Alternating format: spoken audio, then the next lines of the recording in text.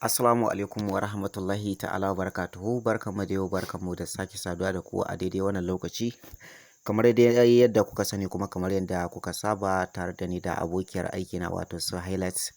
A yau mun zo muku da cankula ta dangane da wa'innan manya-manyan mawaƙa.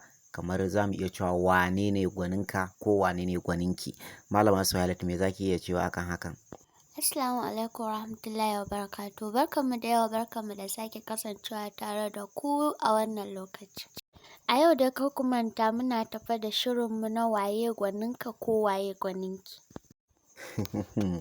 Gaskiya ne malama Suhaila. To ai kin san mutane kowa yana da ra'ayi kansa, wato kowane mutum da kika sani yana da ra'ayin shi.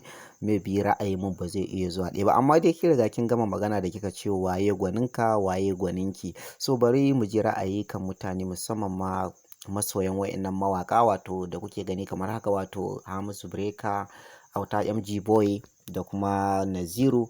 I'm sorry, da kuma Nura M Inuwa da babban yaransa wato Isa Ayagi. Mutane da yawa suna ta maganganu a kansu, musamman ma da ake ta cewa shi Nura M Inuwa shine iyaye wa'annan manya-manyan mawaƙa guda uku, wato Auta MG Boy, Isa Ayagi da kuma Hamisu Breaker. Sai dai kamar yadda wasu suka sani, shi Nura M Inuwa ba shine iyaye Auta MG Boy ba, wasu kuma ba su san da hakan ba. Abin da muke so ku sani a nan shine shi Nura M Inuwa ubangida ne ga Hamisu Breaker, wato shine ya koya mishi harkar waka, sannan kuma ubangida ne ga Isa Ayagi, shi ya koya wa Isa Ayagi harkar waka. Amma shi kuma Auta MG Boy ya ƙirƙiri waka ne, ya koyi waka ne da kansa ba tare da ubangida ba. Sai dai amma akwai wata majiya mai ƙarfi da ta tabbatar da cewa shi kansa Isa Ayagi akwai babban mai gidansa wato Adam A Zango. Amma kuma duba da wani yanayi, ko mu ce yanayin abubuwa ko yanayin waƙoƙi, a nan za a tabbatar da cewa Auta MG Boy ba shi da haɗi dangane da koyar waƙarsa shi da Adam A Zango,